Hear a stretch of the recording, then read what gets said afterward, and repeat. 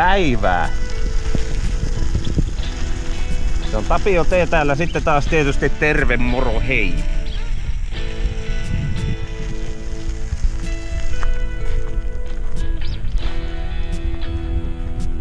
Aamupäivän arpajaiset on suoritettu.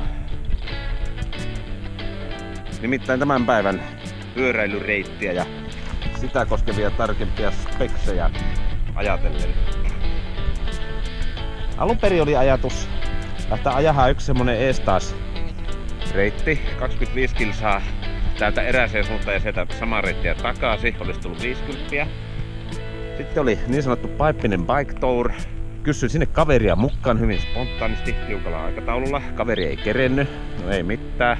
Kiittelin kun kysyin ja luvattiin pitää yhteyttä jatkossakin. Oltiin taas lähtöruudussa. Mitä ihmettä minä tänä aamuna teen. Joko itse lähtee, niin itse saa sitten speksata ja vatuloida tätä reittivalintaa vaikka koko aamupäivän. Sitten mä keksin, että hei, Puudumin lenkkiä mä en oo ajanut kohta 3 vuoteen. Piirtelin vähän semmosen retkireitin, urbaaneja ja hiljaisempia reittejä pitkin ensin tästä sinne Puutumille ja sieltä sitten vähän isompia väyliä takaisin. Siitä tulee semmonen 53 kilsaa. Päivän peliasu. 6 vuotta vanha pyöräilypaita, joka on näkynyt jo ensimmäisillä pyöräilyvlogi-episodeilla. Farkkusortsit jalkaan, banaanisukat ja Shimanon kengät. Tämmönen asu, jolla spandexia puuvilla lyövät ystävällisesti kättä. Sitten ajopeliksi, kulkupeliläiselle tuttu Raleigh-soitemelkki. Eväänä 2 pullollista vettä ja kaurakeksejä selkärepussa. Tarpeen tulee sitten täydennellään lähikaupoista tai jos Oittaalla on kahvila auki, niin käydään sitten siellä eväitä nauttimassa. Ei muuta kuin tervetuloa kyytiin. Tarkoitus tänään hoitaa tämä lenkki semmoisella rauhallisella tavanomaisella revettinopeudella, joka tarkoittaa jotain 19-20 kilometriä tunnissa kokonaiskeskinopeutena. Taukoinen veikkaa, että semmonen 3 tuntia viiva 3,5 tähän hommaan tänään käytän aikaa.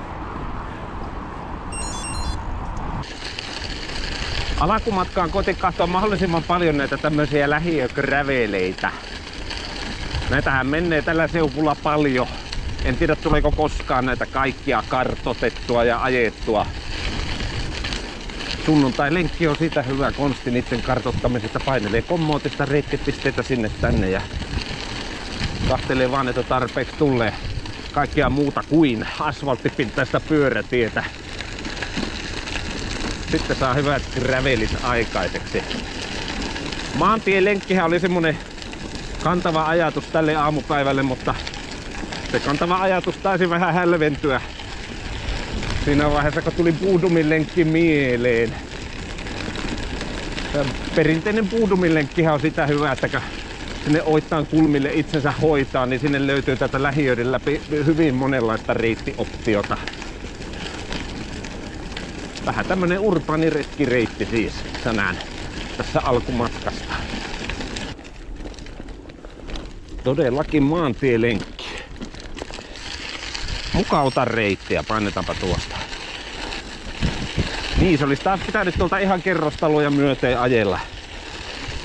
Sen sijaan tästä jotenkin oma silmä poimi tällaisen hienon hiekkatien. Väliäkö sillä, suunta on sama jotakuinkin. Jänskä reitti. Puikkelehdin kerrostalojen pihojen läpi. Ja kyllä joka paikasta pyörätie on näyttänyt menevän. Onneksi on tuo navigaattori. Tulee tutustuttua uusiin paikkoihin. Reittivaihtoehtoihin. Paikat on tuttuja, mutta sitten mistä voi ajella? Aina on jotain uutta lähelläkin. Hike a bike. Vaella pyöräsi kanssa. Virtual Partner on varmaan 200 metriä edellä. Sillä on kovemmat jalat.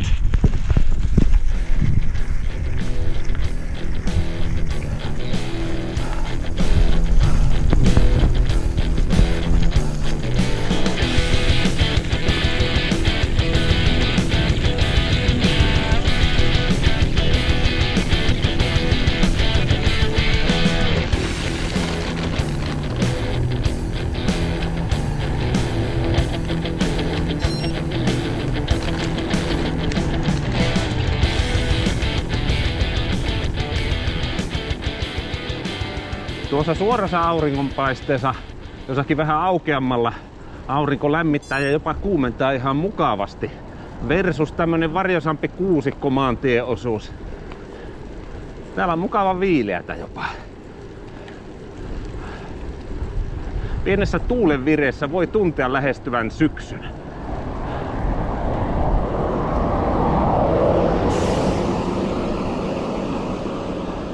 Kiitos bussi numero 520 kuljettajalle. Asiallisesti annettu tilaa. Näin sitä mahutaan tien päälle kaikki. Kuluuko peliläiset. Tässä kun nyt on menossa tämä syksy ja tämmönen peruskunnon ylläpitokausi, niin 40-50 kilsaa on siitä mukava sunnuntailenkin mitta. Että se on mulla yleensä brevetellä semmonen 2 kontrollin välimatka. Itse tykkään pitää kontrollien välimatkat siis aika tiiviinä. Leimapisteitä 200 kilometrin matkalla saattaa olla 4-6 kappaletta.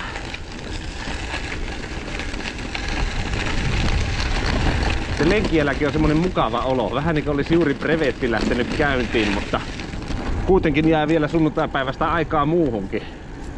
Mutta pysyy tuntuma yllä. Milleköhän heppapolulle mä nyt joudun?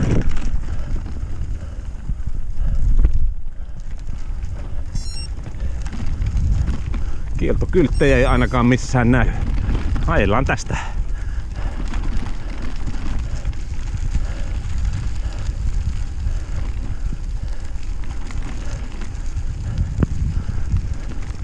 Heppatalli. Aivan selvästi.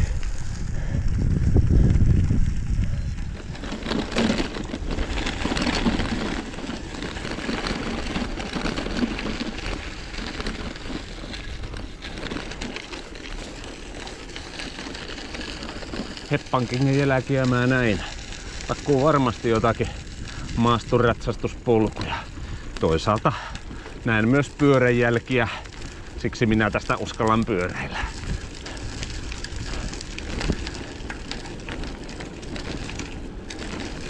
Virkistävä tämmönen sekoitettujen tienpintojen verkosto. Mixed Terrarin Road Ride. Jos käyttäisi ihan suomalaista sanaa, pyörälenkki.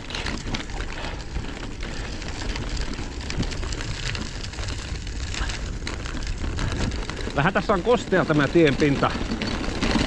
Se saattaa heittää vähän rapaa jossakin kohti. Onneksi on nuo lokarit alkukesästä asennutettuna.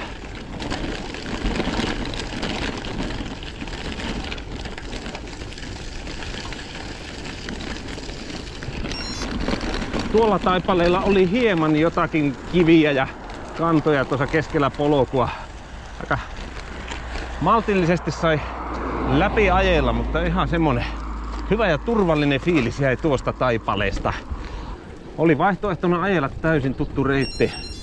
Osais ennakoida ulkoa joka käännöksen ilman navigaattoriakin. Tai sitten lähteä tänne vähän uusille siirtymätaipaleille. Uusia reittipisteitä Komotista napsien. Olen tyytyväinen, että tämän jälkimmäisen vaihtoehdon valitsin tänä aamuna. Melkein suoraan lähdin aamupalalta liikenteeseen. Söin kevyen aamupalan. Huomaan, että nyt alkaa tulleen nälkä. Jostakin joku mukava penkki löytyy. Istahdan alas ja syön keksin. Vaikka onhan tässä jo 20 kilsaa alla. Pitkä matka ei ole enää tonne Oittaallekaan, missä on tarkoitus kahvipaussi viettää.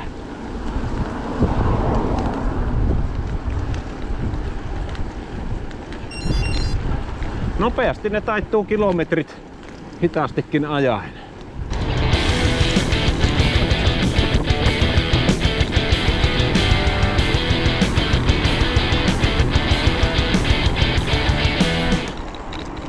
Tulee aina mukavat vibat tästä reitistä. Yli vuosikymmenen takaa, kun oli niitä ensimmäisiä Pirkan yöpyöräilyjä silloin ajanut. Yhtenä vuonna mun kaveri toi mut tänne lenkille. Vedettiin tämä Puudumin lenkki ikään kuin harjoituksena Pirkan yöpyöräily, johon silloin oli 2 viikkoa aikaa. Se enempää ei siihen valmistauduttukaan sen kummemmin. Lähdettiin vaan ajaa. Ei aina oikein itse tiennyt minkälaisia fiiliksiä oli odotettavissa. Ehkä itellä tämä pyöräilyn viehätys perustuu siihen, että lähtee vaan ajamaan. Päivittäiset olosuhteet sitten luo sellaisen viitekehyksen ajolle. Sää, muut olosuhteet, tien pinta, ajoseura. Tai yllätykset tien päällä, hajoaako rengas vai tapaako yllättäen ystävänsä täällä. Mikä ei tiedä.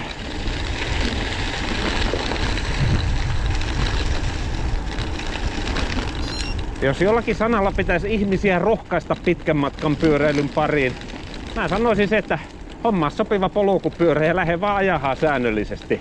Kunto löytyy ajan kanssa. Tuossa olisi ollut suurempikin tie kahvilapalveluiden äärelle. Ei ole ennen tästäkään tullut ajettua. Tämä virkistävä reitti-optio.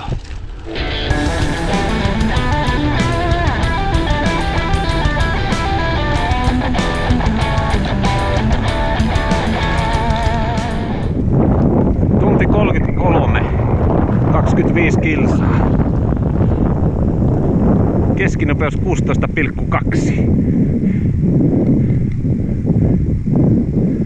On siellä ainakin rakennuksessa valot päällä. Veikkaisin, että sieltä jotain evästä saisi. Lauantaista sunnuntaihin 10:16. Kello on nyt 11:49. Yes. Näillä eväillä kelepaa. Tuo Jahavan mä säästän tuohon palluumatkalle. Muu nautiskellaan tästä ihan suoraa päätä.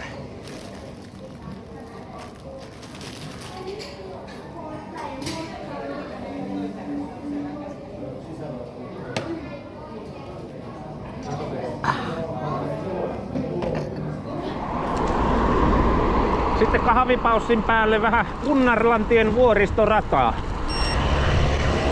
Mäkin haluan tuommoisen asuntoauton. Tai ainakin edes ajaa pitkästä aikaa. Joku lähtee Lappiin. Toiset lähtee Puolukkamehtälle. Kolmannet ulkomaille. Tässäkö mulla on tämä ralekki? Tämä on mulle samaan aikaan Lappi, Puolukkamehtä ja ulkomaan matka.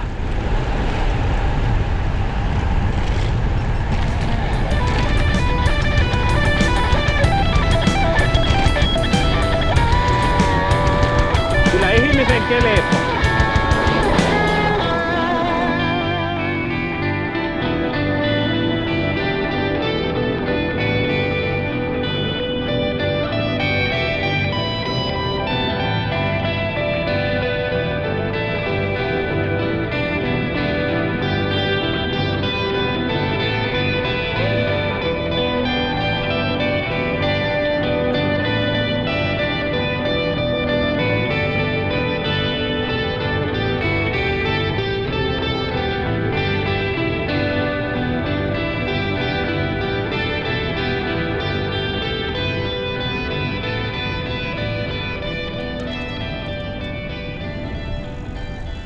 Käydäänpäs nyt automuseossa oikein.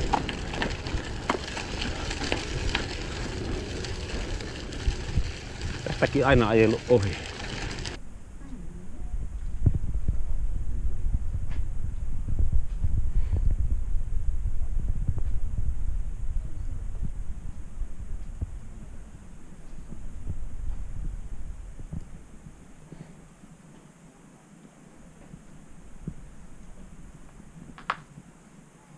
€12 oli hintaa.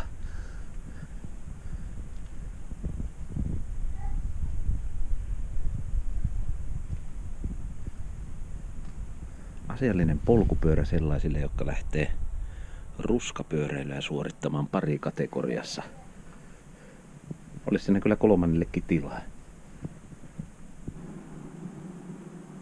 Bruuksin nahkapenkki. Asiallisella jousituksella. Ei haittaa kuoppanen tie.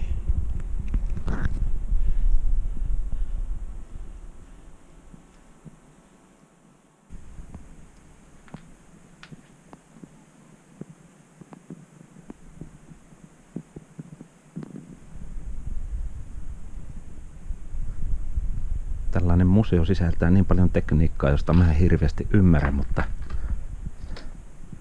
se, että katselee, nauttii siitä mitä näkee, ei aina vaadi sitä, että tekniikka olisi niin tuttua. Se on se fiilis.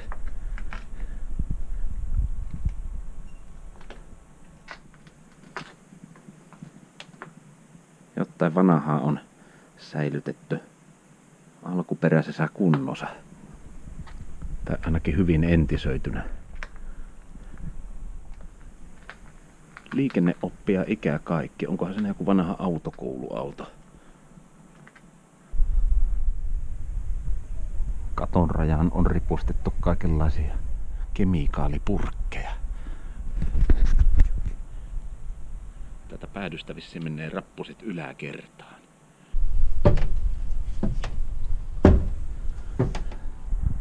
Sieltä heti katse poimii jonkunlaisen kippurasarvisen teräsrunkoisen retkipyörän.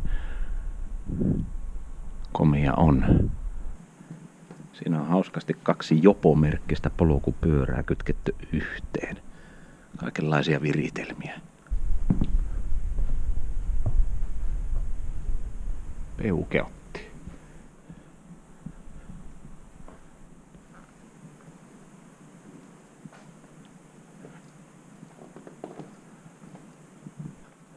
Ja sitten tandemipyörä.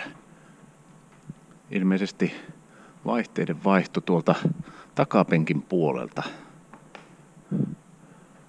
Minä näen siellä 3 ratasta takana. Kyllä sitä kaikenlaisiin paikkoihin päätyy. Ei pistä suunnitelmia liian tiukalle. Yllätysten päivä. Pyöräkuumehan tuossa melkein iskekö näitä kahtelee.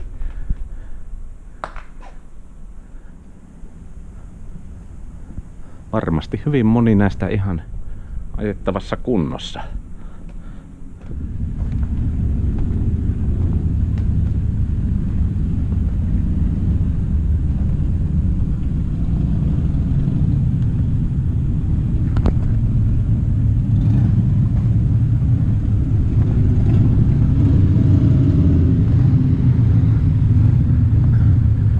Paikallinen motoristikerho kokoontuu. Aha, sitten ollaan täällä ihmiskäyttöisten velomobiilityyppisten osastolla. Aika päheä ratti tässä vehkeessä.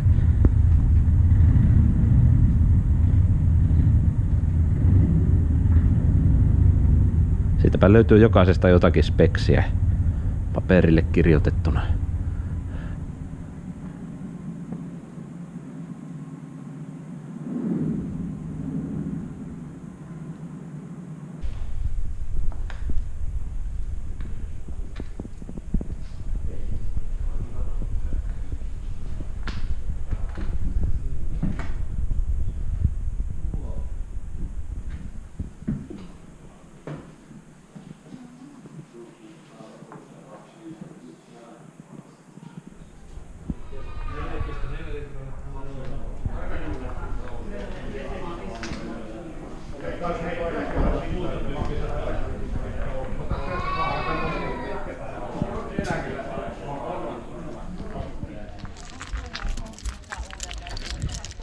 Virkistävä kierros.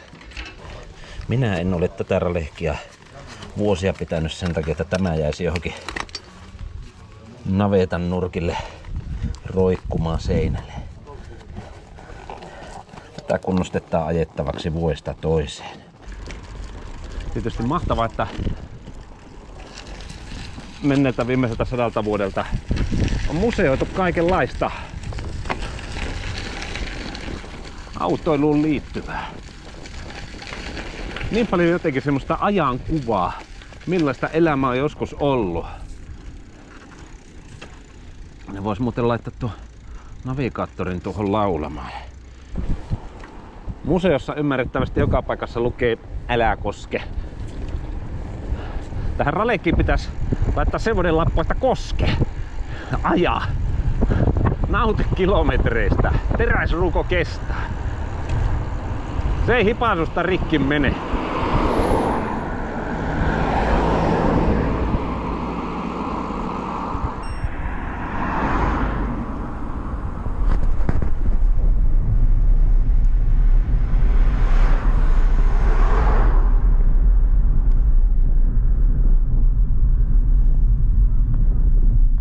Aika härö ohitustilanne. Kaikenlaista.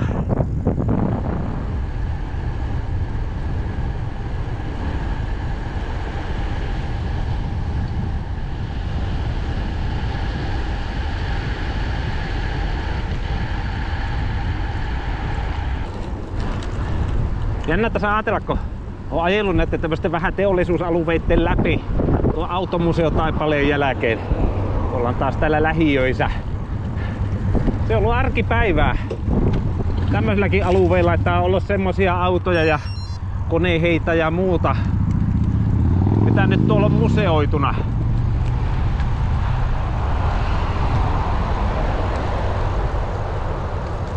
Sitten kun oli kaikki aistit siellä kivasti auki, jäi mieleen vähän semmonen vanha navetan tuoksu, vanha rakennus hajuineen. Toki varmasti vanhoissa autoissakin on semmonen oma ominaistuoksunsa. Ja sitten semmonen kemikaalin tuoksu, moottoriöljyjä ja muuta. Kannattaa käydä.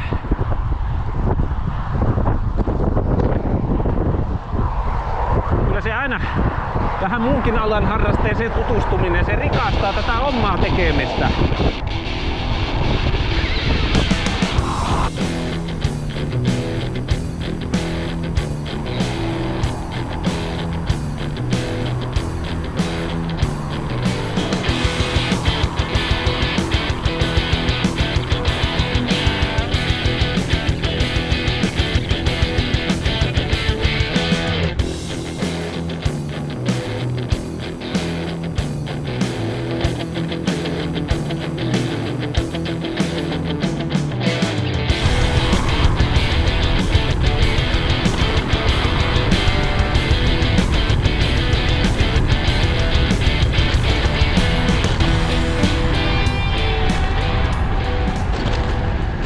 Hauska tehdä petä diagnoosia, ottaa vähän peesiä edellä menevästä tai katsoa pysyykö perässä.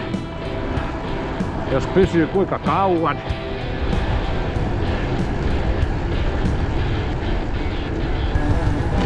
Mihin tulokseen tulin? Nopea jalkaisempi kuski kuin minä.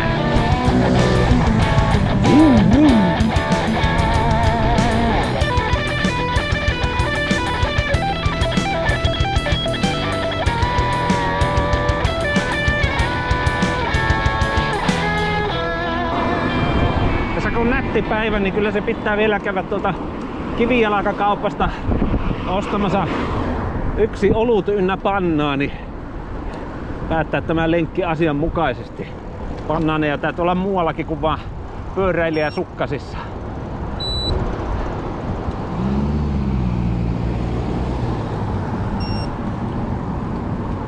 Jonkunlaista semmoista pientä jälkipuhetta ja jälkipyykkiä, analyysiä. Random höpinää päivän reitistä ja suorituksesta voisi siihen suorittaa.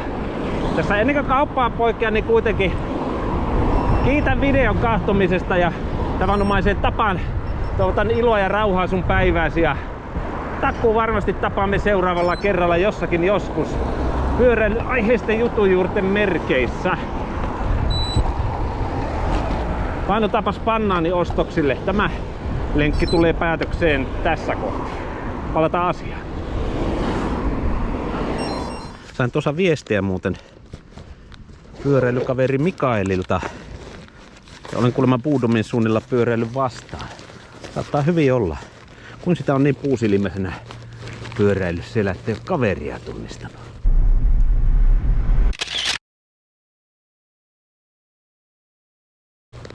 Tää on ollut niin pyöräilykokemuksensa lumoissa. Menee ja tiedä. Mä en tiedä, onko tämä joku rihtausavain vai mikä. Kävisköhän se tuonne? Joo, ei. Ei aleta nyt rihtailemaan. Kokeillaan saako sillä olueen avattua. No ei saa.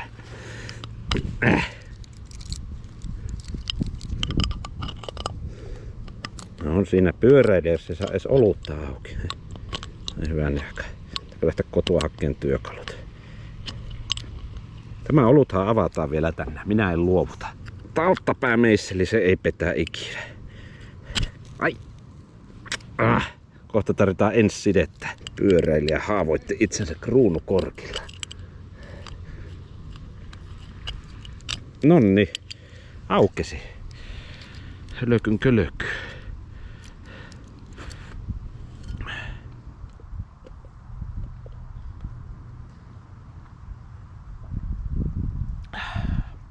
Tänä viikonloppuna on harrastettu vissiin muutakin pyöräilyyn liittyviä sankartekoja. Pyöräilevä ystävä Arto on ollut ajamassa ja varmaan parhaillaankin ajaa Brevet 600, missä lien mies vielä polkee. Meikäläisellä semmonen 12 osa siitä urakasta tänään.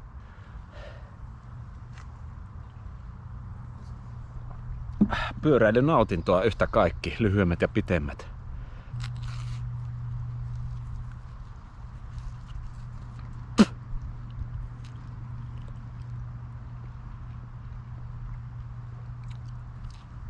Se on kyllä kulttuuriteko, kun ajetaan pyörällä. Suomalaista pyöräilykulttuuria yhtä kaikki. Siinä missä vanhojen autojen, mopedien ja muiden kulkupelien museointi vanhaan espoolaiseen navettaan kulkupeliläisten ihmeteltäväksi. Mutta joo, ne ilot ja rauhat äsken jo päivään toivoteltiin ja sanottiin missä tavataan seuraavan kerran, niin mulla ei muuta ihmeempää sanottavaa tässä ole. Muuta kuin että heippa!